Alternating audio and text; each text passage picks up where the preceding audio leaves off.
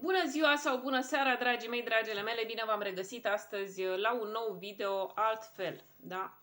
Haideți să vedem, dragii mei, despre ce cred că vă doriți și voi până la urmă să vorbim în această întâlnire. Și cred că a sosit momentul, dragii mei, dragele mele, să subliniem o chestiune destul de importantă și anume cât de mult vă plasați voi în acest nivel de conștiință din care faceți parte cu toții, din care facem parte cu toții, da? În acest matrix în care ne situăm cu toții, să zicem cu toții, aproape toți, da? Eu prefer să spun că am ieșit din acest matrix, pentru că așa și este. Simt din toată inima mea că am ieșit din Matrix și mă bucur enorm de mult. Mă bucur că pot să am destinul pe care l-am, mă bucur că am menirea pe care mi-am descoperit-o aici pe pământ. Și la fel vă îndemn și pe voi, dragii mei, dragile mele, să nu mai stați cu mâinile în sân și să aveți curajul să pășiți în fața voastră, să faceți ceea ce trebuie făcut pentru a ieși odată din Matrix. Da? Pentru că nu e așa, cu toții ne-am săturat, cred că v-ați săturat și voi, să aveți același ritual zilnic, da? Adică vă treziți dimineața, mâncați, trebuie neapărat să servim 3 mese pe zi, pentru că așa se spune, da? Trebuie să urmăm cel puțin 8 ore la programul de lucru, pentru că așa se spune. Și trebuie să ne căsătorim, trebuie să avem copii, trebuie să și trebuie să murim în final, da?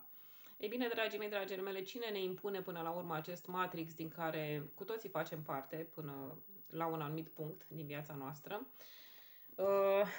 Repet, eu am făcut parte din el, din acest matrix, dar în urmă cu ceva ani am ieșit pentru că mi s-au oferit niște oportunități în funcție și de alegerea mea de a-mi alege propriul meu destin. Da?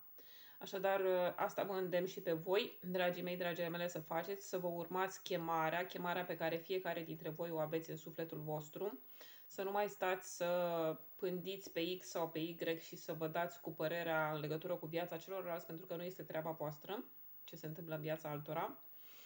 Și da, cred că v-ați săturat cu toții, da, de momentul acela în care intrați în supermarket sau unde intrați voi în timpul zilei sau la locul de muncă și pur și simplu pentru primele momente, să zicem așa, că stârniți atenția celor care vă urează bine ați venit în locul în care ați sosit și vă urează acel bine ați venit într-un mod cât se poate de inedit. Da? Bineînțeles că vă este cunoscut probabil scenariul în care sunteți trimiși undeva sau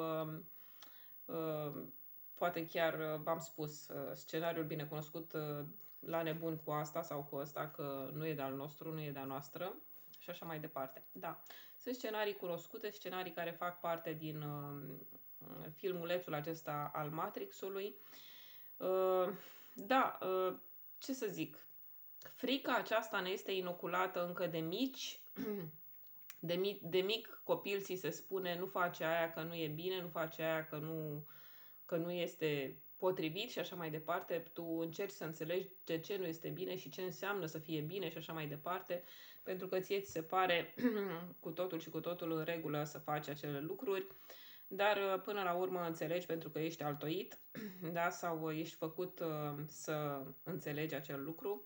Și cam așa se întâmplă și pe măsură ce evoluezi în viața ta, da? Adică devii adolescent, apoi adult, apoi îmbătrânești în timp, da? Mergi, avansezi în timp și așa mai departe, până când ajungi la un nivel de conștientizare mai devreme sau mai târziu. Unii dintre noi ajungem mai devreme, alții ceva mai târziu, niciodată nu este prea târziu.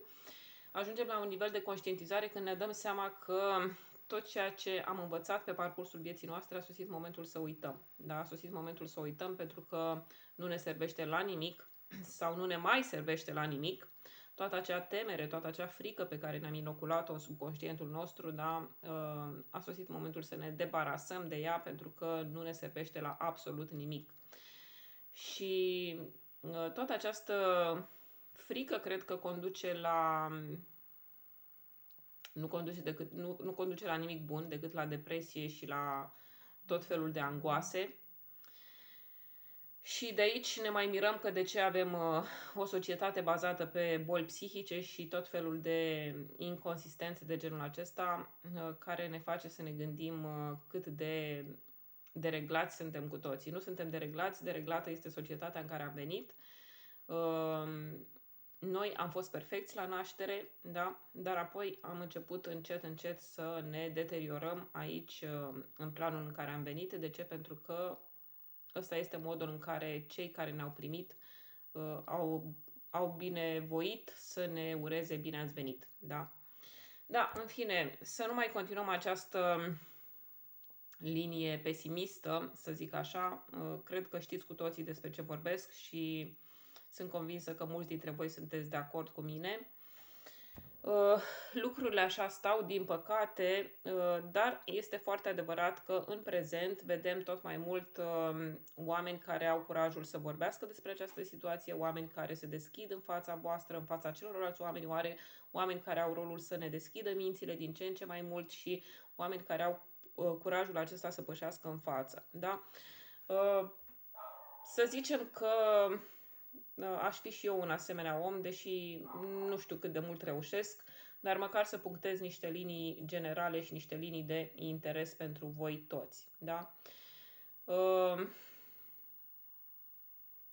Ce este important pentru voi să faceți în momentul în care vă doriți să ieșiți din Matrix, dragii mei, nu mai încercați să urmați neapărat turma. Da? Asta nu înseamnă neapărat că trebuie să deveniți oaia neagră a societății sau proscrișii, dar oricum să faceți în general ceea ce vă dictează vouă sufletul, ceea ce vă dictează vouă inima. Da? Dacă, de exemplu, v-am spus și în alte dăți, dacă sufletul vostru vă spune nu mai pot să fac o anumită activitate, un anumit job sau nu mai pot să mă supun regulilor de la locul de muncă, regulilor din societate și așa mai departe,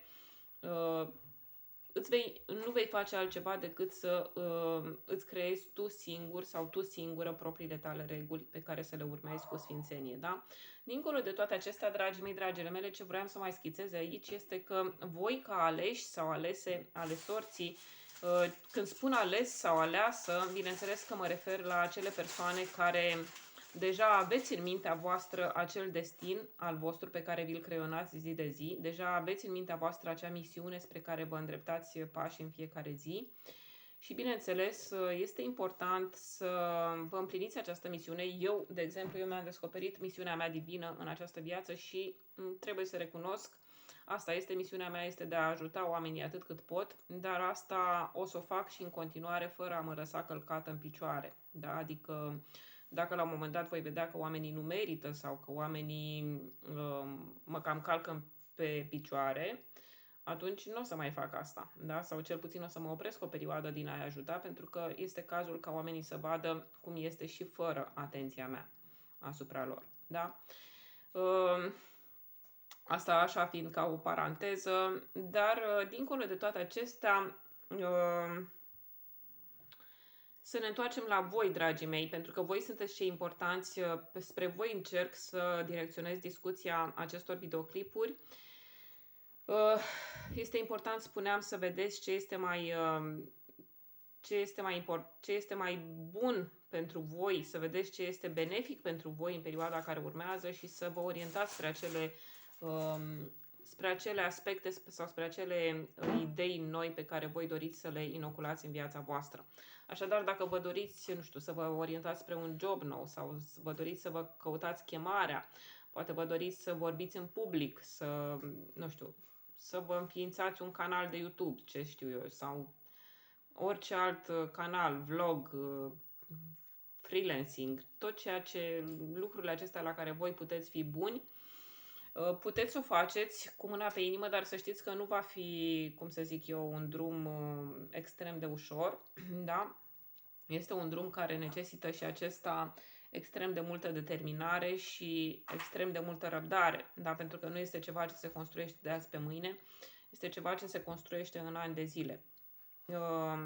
Da, cam așa am realizat eu acest canal de YouTube și sper că mulți dintre voi îmi veți urma modelul din acest punct de vedere, pentru că îmi doresc ca cât mai mulți oameni, cât mai mulți aleși da? Așa cum vă consider eu pe voi,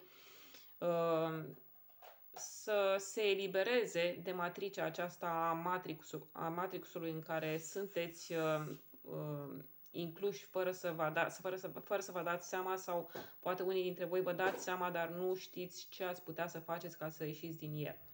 Da, dragii mei, dragile mele, ce puteți să faceți este să priviți cu curaj în sufletul vostru, să vă rugați din tot sufletul vostru, din toată inima voastră. Asta nu înseamnă că o să vă opriți acum pe stradă, la orice colț de stradă, în fața unei biserici, să vă faceți cruci. Da, nu înseamnă asta să vă rugați. Să vă rugați înseamnă,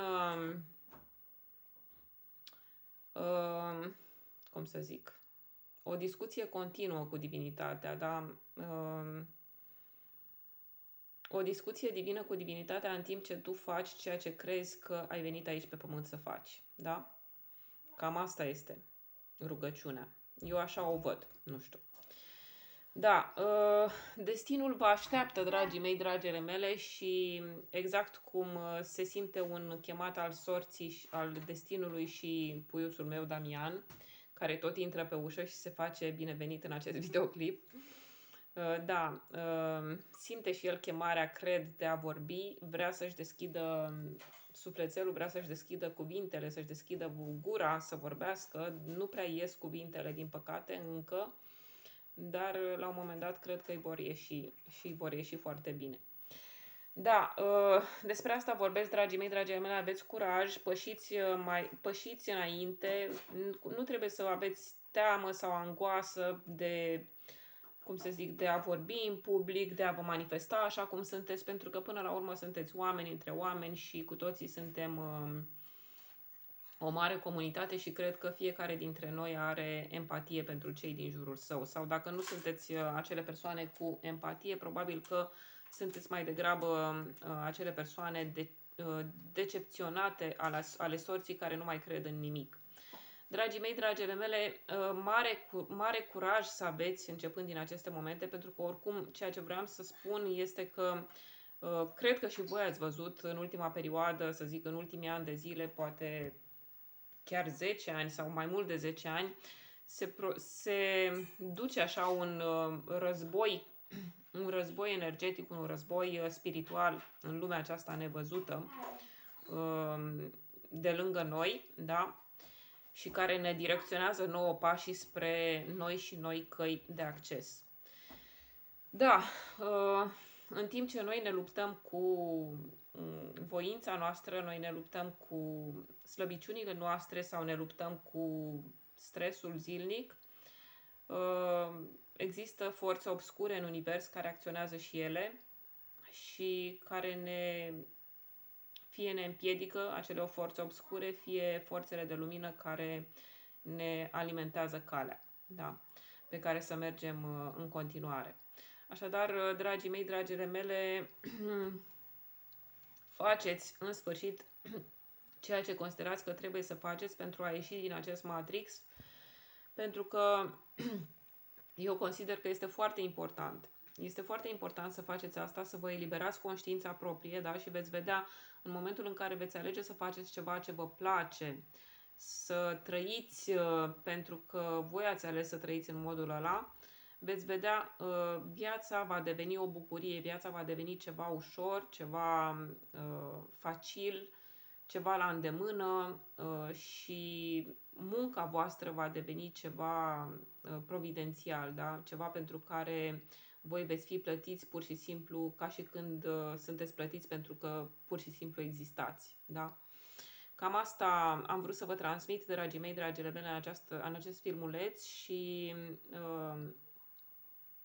bineînțeles, este foarte important să vă opriți din când în când, să vă odihniți, să vă relaxați, să îmbinați toate aceste lucruri extrem de importante pentru noi toți, da? Adică munca cu lucrurile plăcute, timpul liber cu timpul dedicat misiunii noastre, da? Pentru că toate acestea sunt atât de importante pentru noi toți.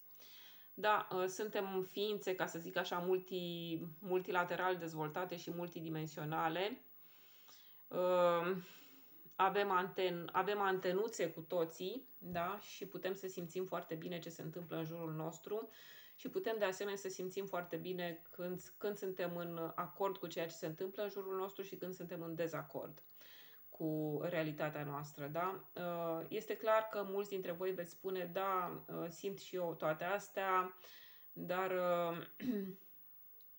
nu știu cam cum aș putea să acționez, nu știu ce ar trebui să fac să ies din acest blocaj, simt că sunt blocată și nu pot să mai mișc, nu pot să fac nimic, nici măcar să schimb lucrurile elementare din viața mea, da? Păi să ies din Matrix, da?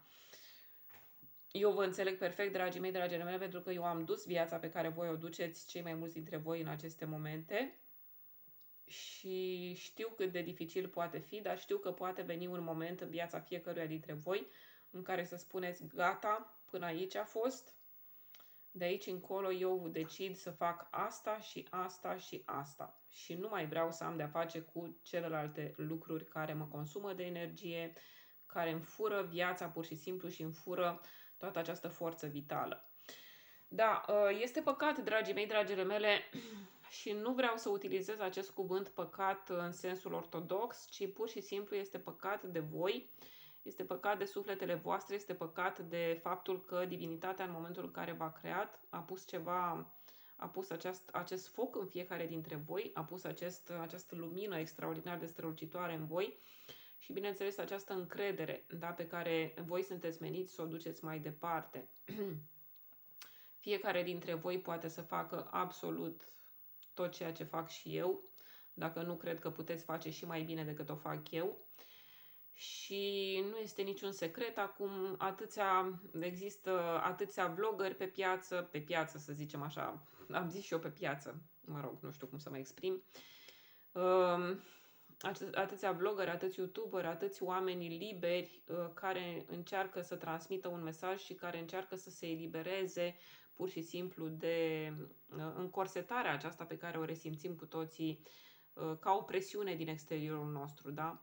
Este o presiune din exteriorul nostru care acționează împotriva noastră a tuturor și este foarte important, dragii mei, dragile mele, să nu mai acceptați neapărat, da, doar de dragul de a fi în pace, da? Pentru că nu asta este soluția. Nu, am crezut un timp că asta este soluția, dar nu cred că asta este soluția. Cred că totul este o luptă, adică sunt momente din viața noastră când luptăm, apoi ne lăsăm iar, cum să zic, capitulăm poate în fața acestor forțe obscure, apoi luptăm iar și apoi din nou ne cizelăm să acceptăm pacea din interiorul nostru și echilibrul. Da? Ce puteți face voi pentru a ieși din Matrix, dragii mei? Aceasta este o întrebare foarte bună la care fiecare dintre voi cred că poate căpăta răspunsurile cele mai bune stând în meditație. Voi singuri veți primi aceste răspunsuri pur și simplu intrând în discuție directă cu Creatorul și sunt sigură că în inima voastră deja se găsesc aceste răspunsuri, da? Trebuie doar să aveți curajul să priviți spre ele. Trebuie doar să aveți curajul să vă ascultați inima, să vă ascultați sufletul. Da? Pentru că doar el sau doar ea vă poate ghida spre pașii pe care aveți de făcut pe mai departe. Doamne ferește, nu vreau să se pună asupra mea presiunea faptului că vreau eu să vă fac să vă dați demisia de la locul de muncă sau, Doamne ferește, departe de mine acest gând, pentru că nu vreau să vă iau pâinea de la gură, mare atenție. Să mă înjurați după aia să spuneți că, vai, uite că a spus aia așa și așa și că m-am luat după ea și uite ce am făcut. Nu vreau să faceți asta, Doamne ferește, după aia o să vă am și pe voi pe conștiință. Nu. Important este să vă mențineți echilibrul gândirii voastre, să faceți lucrurile importante pentru voi, dar în același timp să fiți destul de perspicace, ca să zic așa, nu știu cum să vă mai zic, astfel încât să știți ce veți face, de exemplu, peste un an sau peste 2 sau peste 3. Da? Adică să vă construiți în timpul vostru liber acei pași micuți pe care îi puteți face ca să vă eliberați, da? De acest Matrix. V-am spus, totul se construiește în timp, este nevoie de răbdare și în timp ce voi vă construiți piedestalul vostru, ca să zic așa. Este bine să vă urmați pașii în viața voastră, pentru că, v-am spus cu toții, sunteți extrem de importanți, joburile voastre pe care le aveți sunt extrem de importante, rolul vostru în societate este extrem de important și da, avem nevoie de voi. Toată lumea are nevoie de voi. Da? Eu nu o să zic neapărat să veniți în rândurile noastre ale celor de pe YouTube sau ale vloggerilor, pentru că pur și simplu aici este mai bine. Da, este o formă de existență, este mai bine dintr-un anumit punct de vedere, dar asta nu înseamnă să faceți o nebunie, să faceți o catastrofă acum din faptul că nu sunteți ca mine sau nu sunteți ca X sau nu sunteți ca Y. Da? Să nu vă gândiți chiar în sensul ăsta. Da? Eu am vrut să trasez aici doar o altă linie de discuție și anume că este necesar să deveniți conștienți sau conștiente de faptul că se întâmplă acest război spiritual în lumea noastră și că cineva vrea să... Cineva foarte vechi pe acest pământ, o forță foarte veche pe acest pământ vrea să ne țină în frică, în angoasă, în lanțuri, da? Înlănțuiți, dragii mei, dragile mele. Nu este firesc să fie așa, nu este natural să fie așa. Dumnezeu nu ne-a creat să stăm în frică, nu ne-a creat să stăm înlănțuiți, nu ne-a creat să creăm și mai multă zăzanie unii față de ceilalți și așa mai departe, da? Nu este ok. Cred că aceste lucruri nu sunt deloc pe placul lui Dumnezeu. Da, nu vreau să vorbesc mai mult despre voința divină, pentru că o să spuneți că cine mai este și asta se plasează aici pe locul unui preot care vrea să ne vorbească nouă despre Dumnezeu. Nu vreau să fac asta. Cred că fiecare dintre voi poate să-și dea cu părerea mai bine decât o fac eu despre ce vrea Dumnezeu până la urmă de la fiecare dintre voi. Dragii mei, dragile mele, cam aceasta a fost discuția mea de astăzi cu voi. Puteți să-mi lăsați comentariile voastre, le voi citi la un moment dat, v-am promis, și voi răspunde și eu în funcție de cum voi putea, da, pe mai departe, sau în videoclipurile următoare. Vă mulțumesc pentru vizionare, vă doresc tuturor o seară sau o zi cât mai plăcută în continuare și să auzim de bine. Vă pup și vă iubesc. Pa, pa!